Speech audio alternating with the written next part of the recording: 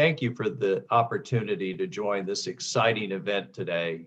My name is Bill Easterling, and I am the Assistant Director of Geosciences at the National Science Foundation.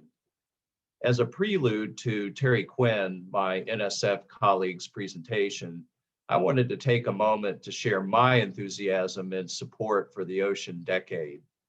As co-chair of the White House Office of Science and Technology Policy Subcommittee on Ocean Science and Technology, it has been a privilege to help promote this important effort. The UN Decade of Ocean Science for Sustainable Development marks an important global effort to combine our efforts across the ocean science community and develop partnerships to create ocean solutions. The Ocean Decade also presents an opportunity for the United States to visibly engage in international ocean science and technology and to restore American leadership on the world stage, to quote our new president. At the National Science Foundation, we support people, research, infrastructure, and innovation. We at NSF look forward to engaging with our many partners from academia to philanthropy to our international colleagues to further advance ocean science and technology and to promote a diverse and inclusive STEM literate blue workforce to best harness the potential benefits gained from the decade and ultimately to promote a sustainable future. I would now like to turn the podium over to my colleague, Dr. Terry Quinn, who is the NSF Ocean Sciences Division Director. Terry. And thank you to the National Committee for the invitation to join today's groundbreaking event. A global focus on the oceans for the next decade is a sign of the importance of the ocean to humanity and our planet's health. The oceans are experiencing significant change, from climate change, acidifying the ocean and rising sea levels, from coastal development expanding around the world, to higher demand for seafood to meet our growing global population. We live on a blue planet. Ocean phytoplankton produce most of the oxygen we breathe, and the ocean regulates the water cycle and stores enormous amounts of carbon and heat, covering over 70% of the Earth's surface and facilitating 90% of global trade. Understanding the oceans and their role in the Earth system is critical to US and global economic competitiveness, strengthens national security, protects the environment, and promotes continued prosperity. I appreciate the Ocean Decade's recognition that ocean science is broad. We need to fully recognize the equal value of natural and social science disciplines, local and indigenous knowledge, and the critical role of science policy and science innovation. There is growing appreciation for the interconnectedness of ocean science and technology. Oceans play a fundamental role in many aspects of our daily lives, even when we don't realize it. From the air we breathe to the products we consume, likely the ocean had a significant role. This decade launch comes at an exciting time. To quote Dr. Margaret Leinan, the director of Scripps Institution of Oceanography, the oceans are having a moment. This is very true. The ocean science and technology world is currently experiencing a confluence of exciting energy and focus on the oceans. There is growing recognition of the increasing importance of oceans on our world. From climate change to food security, to global commerce and national security, to coastal development and more, the oceans are central to our economy, health, and well-being. Over the last few years, international momentum about the oceans has been growing. With our ocean conferences, the G7, the World Ocean Assessment, and now the Ocean Decade, the international community has recognized the importance of global conversation on the future of our oceans. As a leader in science, technology, and innovation, the United States, through agencies like NSF, academia, industry, NGOs, and others, can lead the conversation and make real change to achieve the science we need for the ocean we want. Let me now touch upon NSF's perspective on partnerships. The United States is a maritime nation, and the oceans connect us to the rest of the world. Oceans are global in their nature, and we must recognize the importance of global partnerships in achieving our ocean sustainability goals. Many of you are aware that NSF earlier last year welcomed Dr. Seth Araman Panchinathan, aka Dr. Panch, as its 15th director. Dr. Panch has made it clear that by leveraging partnerships across sectors, we can achieve more together than we could have alone. NSF has sought to advance the future of science over the last 7 decades. We need to build on how much the US and the global community has accomplished and continue that momentum. Partnerships are a way to turbocharge our efforts. They are an amazing engine we can use to move fast at a speed and scale previously unmet. To meet our sustainable ocean goals and to achieve this clean, productive, and safe ocean the decade envisioned, we must work together. Let me now turn to NSF investment in oceans. The United States National Science Foundation has promoted the progress of ocean science since its establishment in 1950. Indeed, 4 of the NSF's first 100 awards were made related to ocean science. At NSF and in the Division of Ocean Sciences,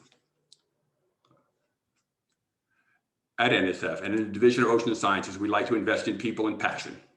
We believe in supporting the pipeline of ocean scientists, from inspiring the next generation to training early and mid-career investigators, to providing the resources our nation's most brilliant minds need to make groundbreaking discoveries and venture to frontiers never before imagined. NSF investments advance all 7 outcomes of the ocean decade by supporting people, infrastructure, and innovation. A few months ago, NSF announced a $53 million award to fund the Global Ocean Biogeochemistry Array, GoBGC, which is going to transform the way we observe the global ocean. Through this project, 500 floating robots will be deployed around the world, collecting important biological, chemical, and physical data.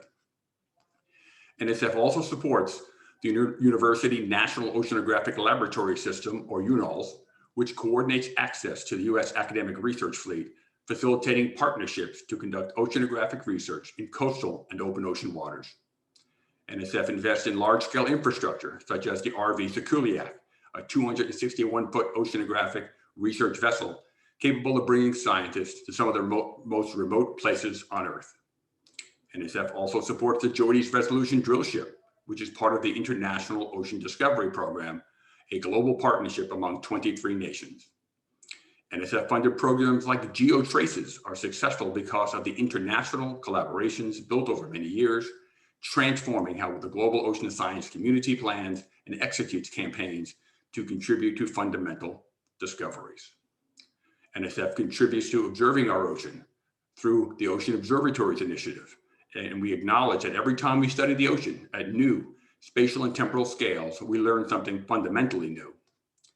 From biological to physical to chemical oceanography, from marine geology and geophysics to ocean technology and interdisciplinary coordination, and from ocean education and facilities to long-term ecological research, NSF Ocean Science covers a wide range of basic science and education to contribute to building a healthy, robust ocean research and education ecosystem. Now, let me turn to innovation and convergence. Many ocean issues are what we call wicked. They are multifaceted, complex, and involve numerous stakeholders and values, and are interconnected to other issues. To solve these, we really need to move out of our silos and combine our strengths across disciplines and across sectors to develop creative, innovative solutions. NSF is accelerating research at speed and scale for the future. One unique NSF program I would now like to highlight is the Convergence Accelerator. NSF launched the Convergence Accelerator program in 2019. It is designed to build upon basic research and to accelerate tangible solutions toward the nationwide societal impact. Using a convergence approach and innovation processes, the program funds teams comprised of diverse disciplines, expertise, sectors, and communities of practice to accelerate solutions into real-world applications. The Convergence Accelerator is committed to addressing global needs of energy, food, workforce development, and sustainability. In this past October, the program funded Smart Oceans 2020, a workshop focused on the ocean Internet of Things, also called the Network Blue Economy, to further the idea of convergence research approach across the ocean sectors. This topic leveraged a multidisciplinary approach of over 1,700 stakeholders from academia, industry, government, and foundations to discuss ways to create a smart, integrated, connected, and open ocean ecosystem for ocean innovation, exploration, and sustainable utilization. The workshop examined convergent research themes that could result in tangible deliverables for the networked blue economy. These included integrative solutions focused on specific application domains, as well as tools and methods applicable to cross-cutting domains related to the networked blue economy. One area that will require the innovative and convergent thinking encouraged by the decade is the climate crisis. As President Biden says, achieving our commitment to net zero carbon emissions by 2050 will require drawing on innovative solutions. Oceans are a central player in the climate conversation, and when we think of climate policy, we should think of the ocean. Climate change is driving changes in the oceans, from ocean acidification, increased storms, fisheries, population shifts, to sea level rise. Leonardo da Vinci compared the ocean currents with the blood flow of a human body. The oceans are our planetary circulatory system responsible for capturing, transforming, and distributing solar energy. Hence, the oceans are a key climate system regulator. We can't solve the climate crisis without ocean-based solutions. Now let me turn to ocean-based climate impacts to coastal regions. Nearly 40% of the world's population lives within 60 miles of the coast, and that number is only growing. To address coastal resilience, we will need innovation, convergent thinking, and partnerships. NSF's Coastlines and People program, aka COPE, is targeting complex coastal systems and the interplay with coastal hazards to better predict, respond to, and mitigate threats in these regions. Central to the success of this program is the full integration of embracing both broadening participation and stakeholder engagement. Now let's talk workforce. The ocean economy is growing faster than the global economy. The prospect of this growth is inspiring, and at the same time, we need to ensure it is guided by the best available science. Our president is keen to jumpstart critical industries, and the blue economy is a very important one for the nation and the world to focus on, particularly in the context of the decade. If we want the blue economy to reach its full potential, we are going to need the best and the brightest. This means that we need a diverse, inclusive, and just ocean research and education ecosystem. The NSF director is working hard to find what he refers to as the missing millions, the millions of people who are missing from the science and engineering workforce. Data show that the geosciences is the least diverse STEM field with little improvement in the last 40 years. This only contributes to a point made by President Biden that benefits of science and technology remain unevenly distributed across racial, gender, economic, and geographic lines. We need to make the invisible visible and to encourage the domestic talent to be brought to life. This is not only for the betterment of society and our nation, but for science as a path to solving global grand challenges. My hope is that through the activities of the Ocean Decade, we can reach those missing millions and encourage underrepresented groups to explore and embrace ocean science and the blue workforce.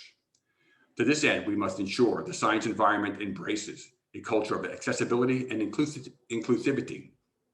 That is why I am so excited that a central component of the decade is to elevate new voices in ocean science and technology.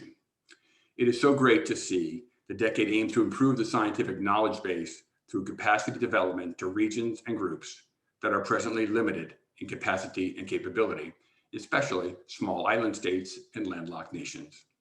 I applaud the decade for recognizing the need for respecting cultural and geographic diversity, for example, in terms of language, technology adopted, including digital technologies and remote learning and methods of learning. It is encouraging to know that the decade across the world are overcoming barriers to diversity and equity, including gender, generational, and geographic diversity. NSF programs like Navigating the New Arctic embrace working jointly with indigenous communities and incorporate indigenous knowledge and perspectives into findings. The notion that indigenous and local knowledge holders are essential partners of the decade is indeed inspiring.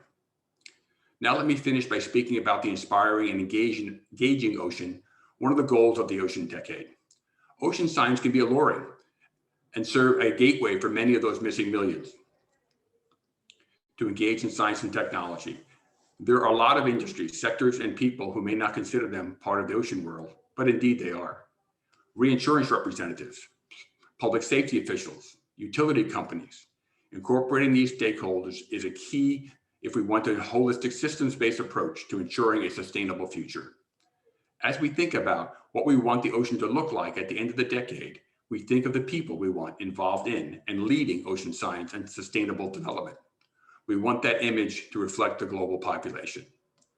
But the actions of the decade should not be just to inspire the next generation of basic scientists, but to fully utilize the power of science-informed decision-making into policy.